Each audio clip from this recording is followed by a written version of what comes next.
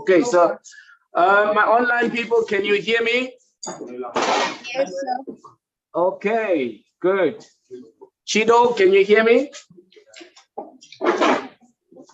Chido, are you able to hear us? Okay, great. We want to make sure that you're behind your screen. Okay, so whilst we are waiting for extra notes and copies to come, we can start in the meantime. What's going to happen today is I will go further to look into some energy transfer, especially on electrical appliances. And then you have some questions with you that we're going to go through those questions together. Huh? Now, as a recap, yesterday, we were mainly looking at just the way we could calculate current, voltage, and resistance. Are we following? Okay. All right. So, all right. Thank you, Danny. Did everybody get a copy?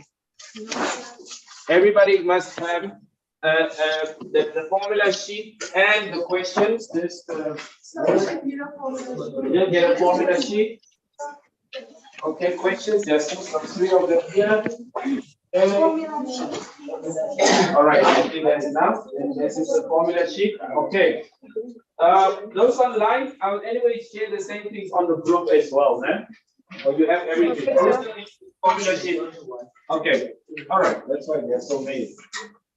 Okay. Now, guys, the formula sheet has a summary of those that have been with us already.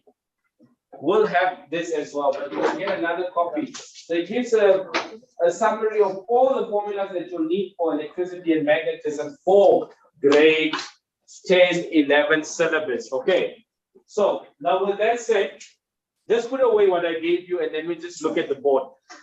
Online, you see, what do you see on your screen? Energy transfer and electrical appliances? Yes, Is that sir. what you see? Okay, great stuff. All right, so now what we want to do is just to go through this as a form of an example on some exercise that we need to look into. Okay, now what is very important at this point in time is that the transfer that we are talking about, just get another color. The energy transfer is based on the law of energy conservation, right? It cannot be created or destroyed, only transferred from one form to the next. Are we following? Okay, so we are agreeing with that. So now we're trying to see how do you take these electrical appliances. Of course, all different appliances have different uses. So for a fan, it's just to blow you, make you cooler, or whatsoever. For a kettle, is to warm up water, or for a heater, is to warm up the room. Whatever you need to do. Are we together? So they want to take this energy and then it's been transferred. But we also want to look at the costs that are involved because we have to buy electricity, isn't it?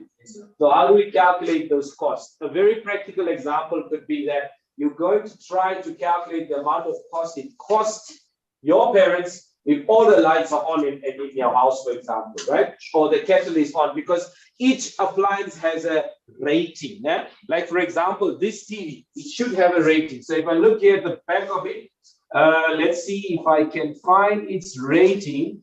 Okay, give me the power supply that it needs about anything between 100 to 200 volts are fine. And then it has about a 50 to 60 hertz. That's now the frequency. And then I need to read much closer because it's small. I can't see the rating, but we'll check at it. Okay, so the idea here is that everyday electrical appliances transfer, say, chemical energy from the batteries, right?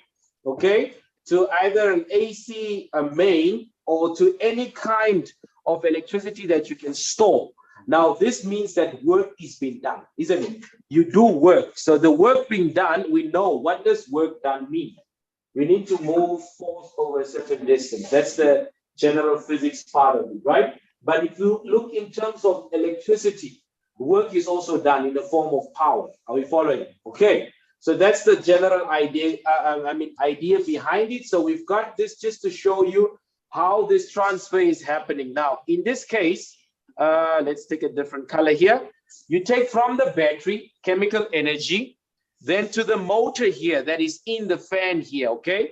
Now that from here to here is through the electric current. Now the energy you had was chemical, now it's connected because there's a movement here on the fan. Does that make sense? Now, in this situation here, we've got now from the mains here in our AC, which comes, say, from NAM power, and now that energy that has been stored. Now, the reason why we say stored energy, because it could have been supplied as a, thank you so much, sir. I think we have enough, eh? Everybody got a copy. Okay, you didn't get your questions. Okay, so sir will just help you out there. Okay, okay, thank you. Okay, so you will just get a copy from sir. So what I'm saying is this energy that's been stored, it could have been retrieved from different forms. It could have been solar energy, it could have been hydro, it could have been wind energy, whatever energy it is, right? So it's been stored, and then we then get that energy. Now this specific appliance here, the kettle here, we're then changing that to thermal energy altogether, because the heating element here at the bottom, you know, the one that's sitting like that? Okay, yeah, so now it gets hot, that's the heating element, and then through convection, it starts to heat up the water here. Does it make sense? Okay, are we together? Good. The same concept also applies for a geyser.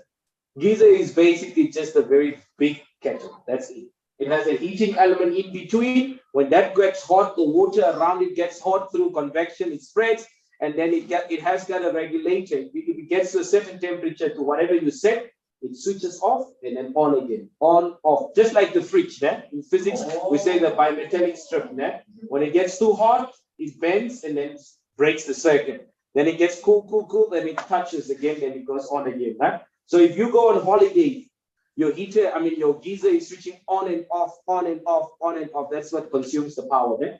Nowadays, you've got these fancy regulators that you can punch in from this time to this time, be on, and then after that, you switch off. And then again, another period of time. Yes. So if you have the switch, you put it off at the main. Yes, yes. Sometimes you've got at the, let's say this is your main circuit, that you can have a breaker there for the geyser. So if you go and switch it off there, it doesn't consume any energy, then it's off. So I know we do that when we go on holidays. Yeah?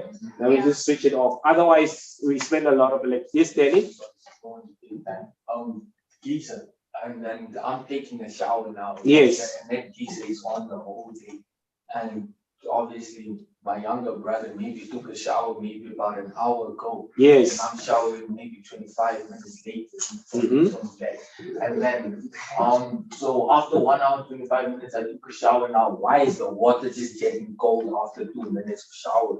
Good, good. It's a very good question he's asking. Yeah, that's actually a very good question. Let's make it very simple. Let's say, for example, I said it's the same thing as the kettle, right? What happens in the kettle here? You've got the heating element down here, right? So that gets the power, it gets hot. So what happens to the water here? The water gets hot. Now, if you have boiled that water and you left it there after it has boiled, now at boiling, maybe it was about 100 degrees Celsius. And then you were gone for about 30 minutes, for example. When you come back, it's not at its boiling point again. So it might have maybe dropped down to say 70 degrees or 60 degrees. I don't know. Yeah. Okay. Now what happens in the geyser is, in the geyser itself, maybe guys, let me just share a new screen, maybe the whiteboard, so that we can explain this. So this is what happens in a geyser. So this is now your geyser here. Now in your geyser, you've got a heating element here. Okay. Sometimes it's even swirled like that, like the way the kettle one is. So around this, should I take a different color? So around this, let's say you've got your water. This is where your water is. So when this thing gets hot, the water heats up. Now what happens is that at some time, it switches off. Maybe you have set it at 50 degrees. 50 degrees is actually very hot, né? Yeah, so normally it's around 40, 35 there. Okay, maybe in winter we put it like that. By the way, you know, apparently women, they love hot water. Né?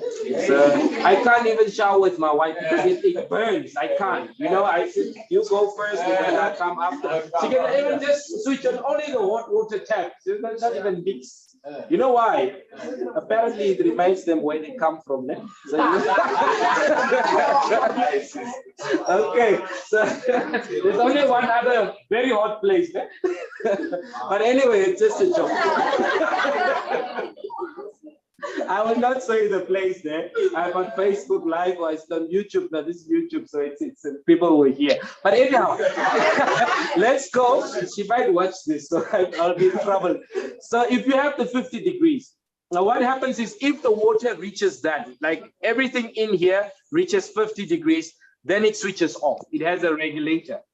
Then it will wait for it to come down to maybe at 30 degrees, and then it switches on to go again. So by the time you come back there, maybe, and remember, maybe this is a 150 liter heat geyser, I mean the capacity for the water. So maybe your brother has used, say, 50 liters, or maybe, I mean, maybe he showers for a very long time, 100 liters. So there's only 50 liters left. Guys, please don't waste water like that. It's only 50 liters left. So now it has to, you know, fill up again before it starts to heat again. So that's why we sometimes give it time. Just like you switch on a kettle to, you know, the water, it doesn't just whoop, happens like that. It takes over time, yeah, due to all that convection and so on. All right, my people online, are you still there? Yes, sir. Okay, so this is just to show the transfer in your different what is this called? Your different from your for your different electrical appliances. But what is very important for me is to do the energy calculation. Okay, and this is where we're going to focus for now. Now, what I mean with the energy calculation here is that it's electrical energy that we are supplied with. Are we together? So the amount of energy that is being transferred by the appliance depends on how long that appliance has been on. Are we following? Okay, why is this thing okay, how long that appliance has been on? Okay, by the way, I converted this to PDF to share it with you then. So I'm still just compiling everything before I share it sometime over the weekend. Now, okay, now we want to look at the following. The energy that we're talking about is the electrical energy. Now that, if you want to calculate that, you need to take power. That's now how much power that device consumes over a given amount of time. Does it make sense? Then you get the energy. But what is very important here is, let us look at the units for power. The units for power here is normally in watts altogether. So now we would say this is in watt, but watt is equal to joules per second. Are we following?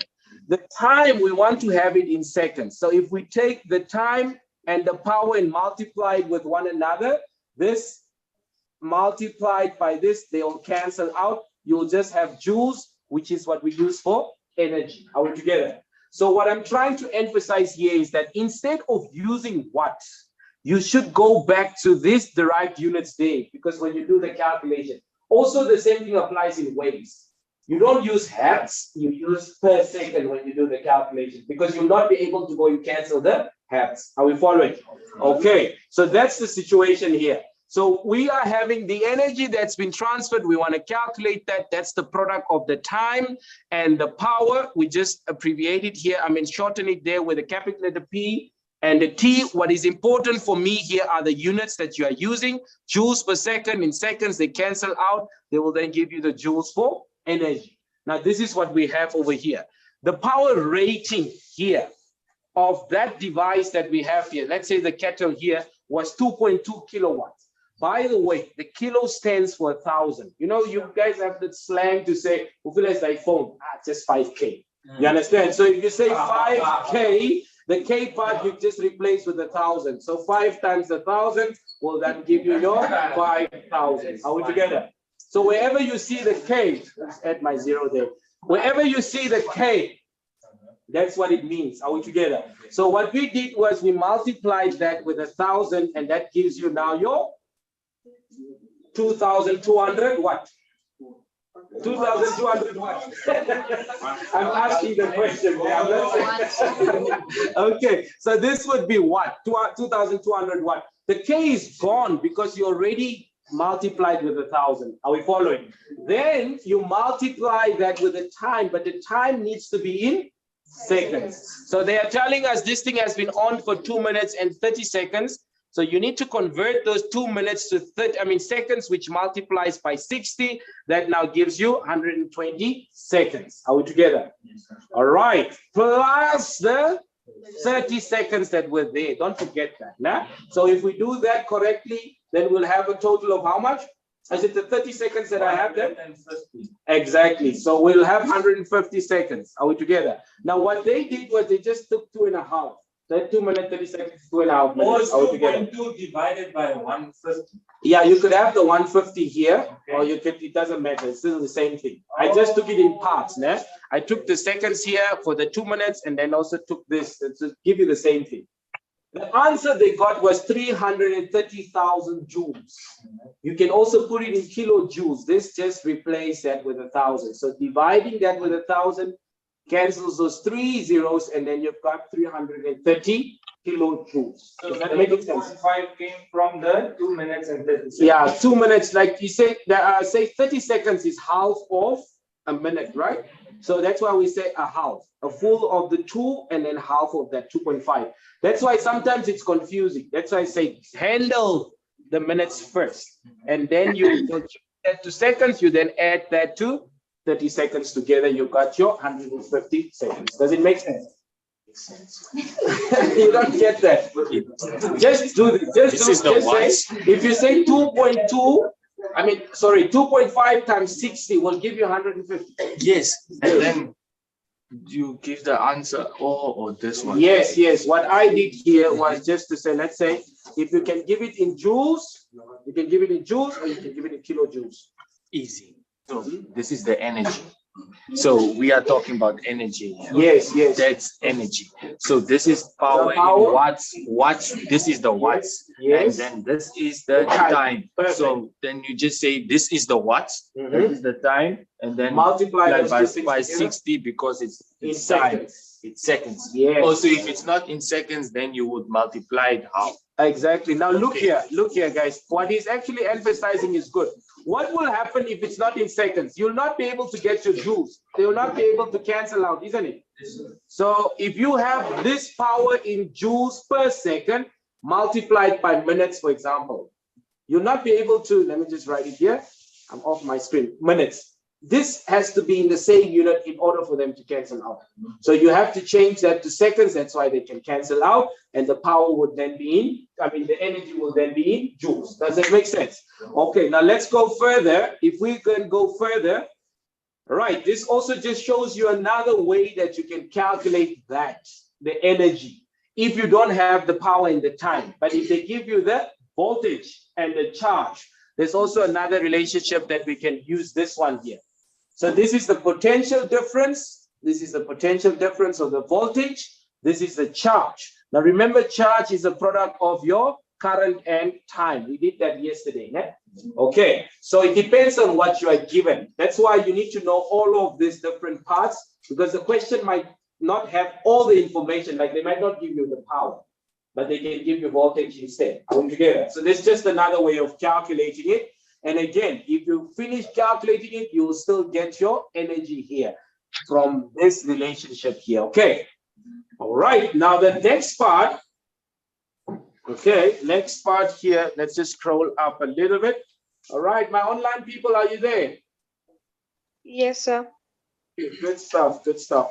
All right. So in this case here, this is just to show you how you get charged. I think we did this yesterday, so that's fine. There's an example or an exercise here. Now let's quickly analyze this. So you've got a 12-volt battery that supplies this amount of current through a motor for 14 minutes. Already here, you need to do what? You need to convert to seconds. Are we together? Seconds. So you've got, what did they give us here? They gave us the potential difference, which is your voltage, isn't it?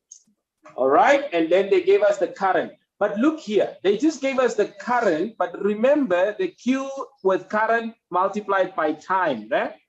Are we together? So then you've got the time here, you've got the current, so you can get the charge. Remember the energy you can also get by doing what? By multiplying the voltage with the charge. Are we together? So we've got the voltage here. So that's why I'm saying it depends on the information that you are given. We don't have any power there, although we have time. Does that make sense? So in that case, then you will use this. First, find your charge, because you need the charge. Once you get the charge, then you go and multiply that with the voltage. because the voltage has been given here. The potential difference has been given to you as 12 volts. Is that making sense? Okay, good stuff, good stuff. All right, so with that said, let's just go on. Okay, let's go through the question. So the 3.2 here is your current, and then the 14 minutes will then convert it to seconds by multiplying by 60, because you have what? You have got 60 seconds in 1 minute. So we want to know how much you have. Then you would get this in coulombs, and in coulombs. This could also be amps times by seconds. And then the voltage was already given in the question, multiplied with the charge that you have calculated over here, and then you've got all of that. Does it make sense? Are you not able to see from that side? Okay, no, it's fine. Wherever you can see from it. Okay. I just want to copy. No problem, no problem, no problem. Can I ask someone to just help me with this? That is my go-to person here. Thank you. So you can also just move between both of them. It helps me to create memories when we were having some growth. Okay. Danny boy, I will fine with this. Can we move on? We can. Okay. I don't know, but are you guys gonna write that down? No, I'm gonna share the slides with you. Plus, I want it to be more practical based on the questions I gave you. Yes. So we just want to go through this. Okay. Next is power. Guys, what is power? You've got a question. Must I go back? No, before, it's also with electricity sort of, but it's not exactly on topic now. It's just something for interest sake I want to find out. Okay. I know when you there's a little rotary in that charges the battery. Yeah, the alternator. Yeah, the alternator. But Yes. why when it stands still when it's not being used? Why does it? Oh, you mean why is it charging only when it's moving? Yeah, maar hoe gaan hy pap as jy gebruik het? Hoekom so dat Oh, okay. I mean, you mean in terms of the car is standing for a very long time. Then because even 3 weeks and the battery is done. Yeah. You see what happens is later in the topic as we go further, we're going to get into magnetic properties. So you want to see what will happen if you pass an electric current in a magnetic field. So you try to see, is it going to create electricity or is it not going to create electricity, or what can you do? For example, you can create electricity just with a magnet and a piece of like a wire that conducts electricity by moving the magnet. Are we following? So what the alternator is doing is it needs that movement in order for you to convert from that energy into the electric energy that charges the battery, for example. So that the battery, or eventually it's going to run flat, right? It's something that is going to, it's not going to be there forever.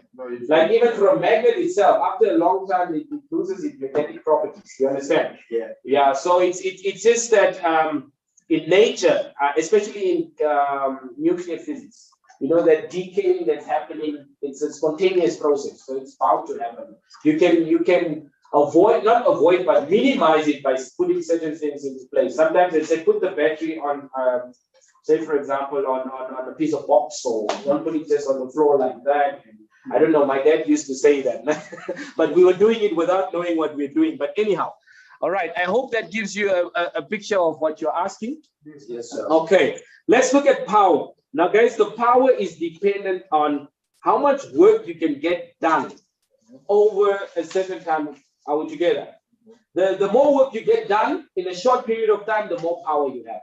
It's almost like I tell you, take the desk here, move it to the next class. The one that does it the fastest has got more power. Does that make sense? And it requires energy for you to do that. Does it make sense? Yes. Okay, now with that said, we're here in terms of the electric power. That's what we are trying to look at.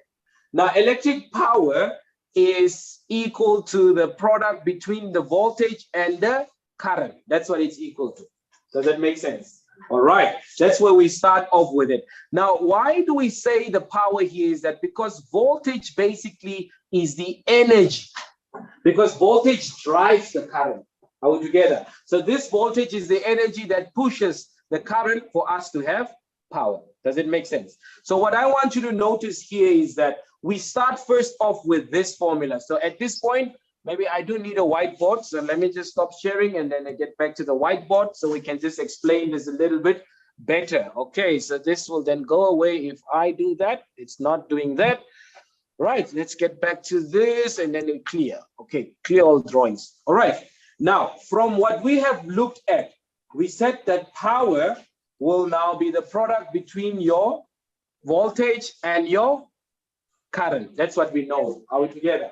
Now, that's the first one. There are three different types. Now, you're going to use this first one, and then the property that you have done to say voltage is equal to current multiplied by resistance. You remember yesterday we said Fer, né? So voltage is equal to that. Okay, so we're going to use those two to derive the other. So what I mean with this is that if we say this is then equal to, say, V multiplied by I. Now, if I take this part here, let's just put it into a triangle. It's easier like that, né? This I multiplies with the R, né? And here we divide. So now this V, I'm going to replace it with this equation here. Does that make sense? So now what's going to happen here is, let's just quickly change color. So I'm going to say V is now equal to this, isn't it? So wherever there is V, now I'm going to replace it with V, your IR. Let's just clear that so that it's not so messy over here. So wherever that is, we're going to replace that with, all right, we're going to replace that with I multiplied by this. And this is still part of that equation over there, isn't it? So we're going to keep it in the same color. So that is still there, and this is still there. Now, if you apply algebra here, when you've got the bases the same, you add the indices, isn't it? So this will become I squared. P is equal to I squared multiplied by R. So this is another form of which we can calculate power. So you just get the two currents together. Okay, let me just see if I can scroll this thing up. Does it work? Okay, my whiteboard. Okay, let's start from scratch. Okay, make it fast. All right. So in this case, Otto, you are together when we say that this is equal to this multiplied by that. Are we fine with that?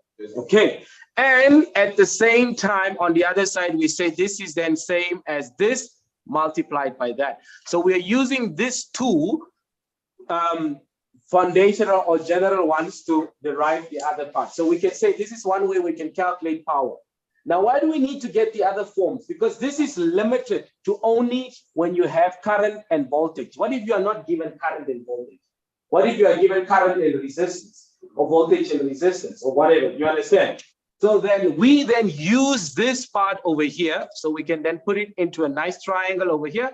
All right, like this. Maybe we just change the color a little bit. I'm going back to the same color. So this means to divide, okay? And this means to multiply.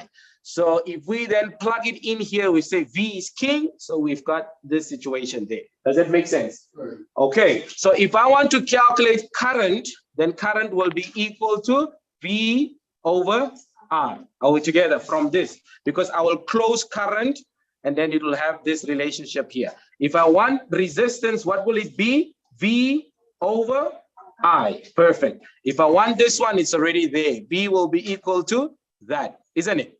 Okay, now coming back to this formula, I'm going to keep everything that I'm not changing in the same color. So that's over there and the V is over there.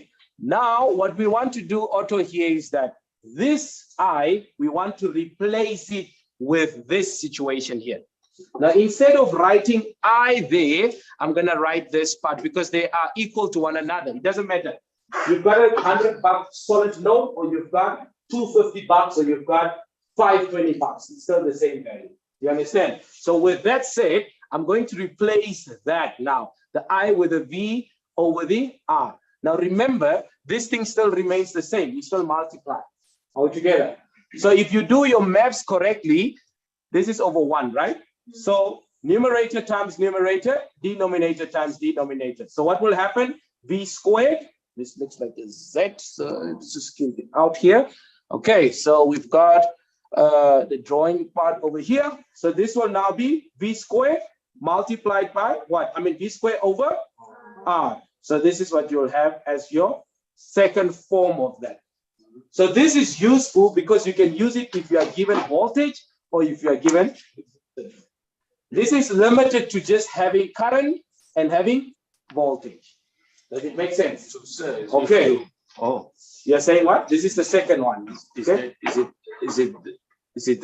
It's not the same as the one I left you now. No. This is the next one. The one we were doing previously, I'll do now. Okay. It's not the same one. It's not the same. Okay, good. It's good that you're focusing. Okay. Now, the third one that we're doing now is again to take this and to take that.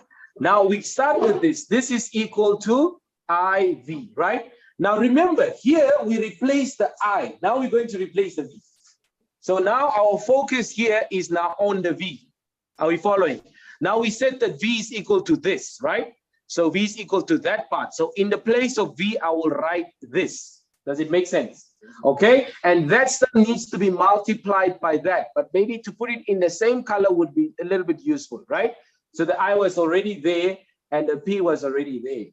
Okay, now based on algebra, this will now become I squared multiplied by R. So this is now another form of writing. It is a third form. This is useful if you have current and resistance. This is useful if you have voltage and resistance. If you have current and voltage. So there we have it. Does it make sense? Are we all together? Okay. Any questions, my people online? Are we okay? Shido, Yes, sir. Emanuela? Yes, sir. Shido, are you feeling better now? Shido, are you fine? Okay, good stuff, good stuff. Yes, All sir. right.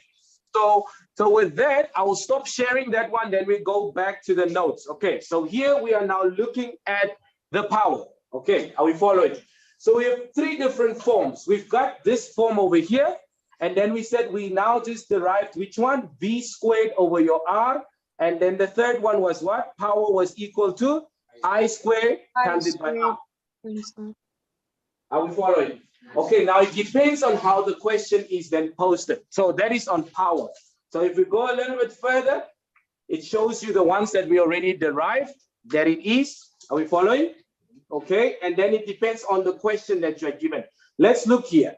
When you connect here in UK, in Namibia, it's about 240, yeah?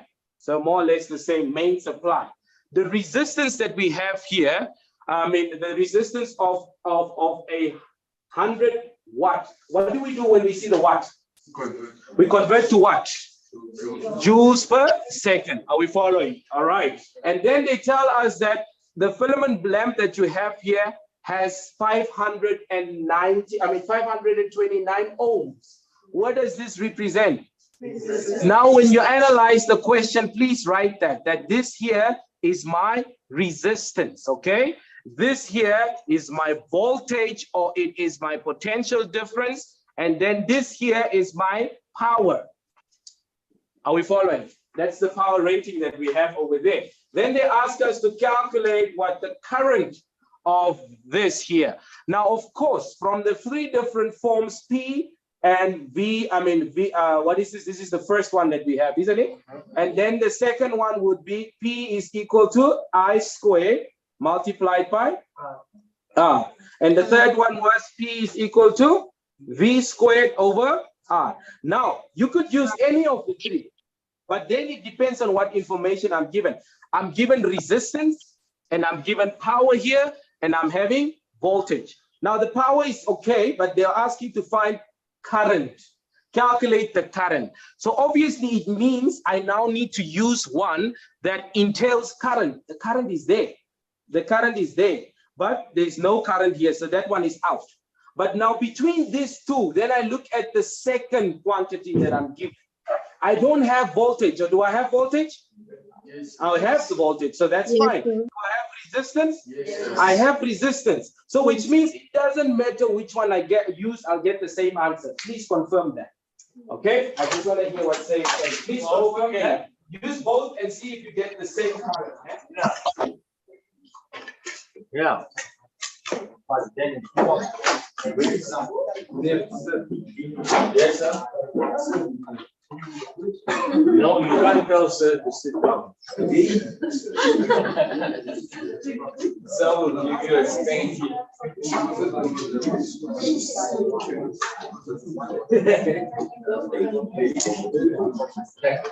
Hey yo,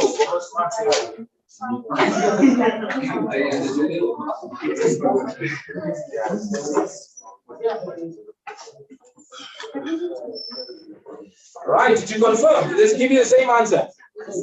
It should give you the same answer. Otherwise, I'm telling you lies. Eh? So like, should we now say 100 watts over 230 voltage? Which one are you using now? Wait, that's the current, no? No. That's the power. That's the power. That is this. This is this part. That is this part. So if you use that, then you have to put the 100 joules per second on this side. 100 joules per second here. That you need to do. And then the voltage is given here as your what 230 volts, and you can use that. You're blocking the others. Sorry, man. Okay. I'm sorry, guys. I was thinking of that sound. Okay, are we fine? Who confirmed that we get the same?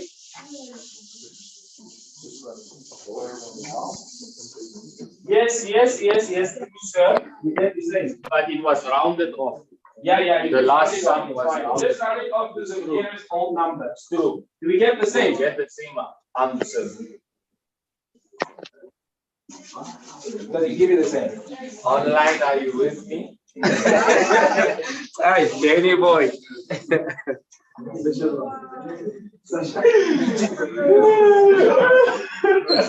Okay, so let's see. Yeah. Here I've got the answers 5.2. Is that the same one? The same question? Oh, no. This is a different question. Sorry. This is a different question. But oh yeah, it's up there. 0.435. Yeah? On both occasions. Okay, so that's fine. If both of them are giving you that same answer. Okay, thank you guys. So now the next question here. Can I have your attention, guys? Can we move on?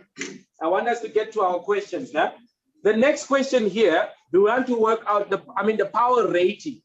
Power rating is just basically just looking at the power of that appliance. Are we following? How much power it will take? Now, in some cases, you will then consider, especially if you are in events industry, you want to go and set up an event, and then maybe there's no power there. You need to take a generator with you.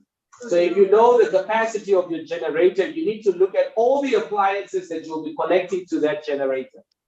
Does it make sense? Yes. And then you need to see, is this thing able to supply sufficient power to all the devices? Are we together? And that will be determined from the rating of how much power it consumes. Huh? So that's the type of thing that you will do. One day, if you become an electrical engineer, and they build a big building, like sometimes, what's the biggest building they're building? The SWAPO headquarters, man, opposite the hospital.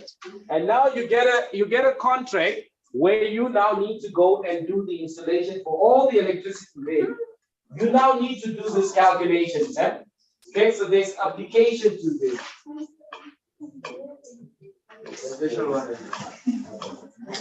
Are we together, guys? All right, so now here they are saying that an iron with a power rating of this. Now the power rating here is joules per second. It's given in watts, né? All right, it is connected to a 230 volt main supply. Now calculate the current the iron draws from the main supply. Now again, you are given the power, that's your P, and you are given the V. They want to get the I. So you need to use where you've got the P and the V. Are we together? So that is the easiest one, where you have this.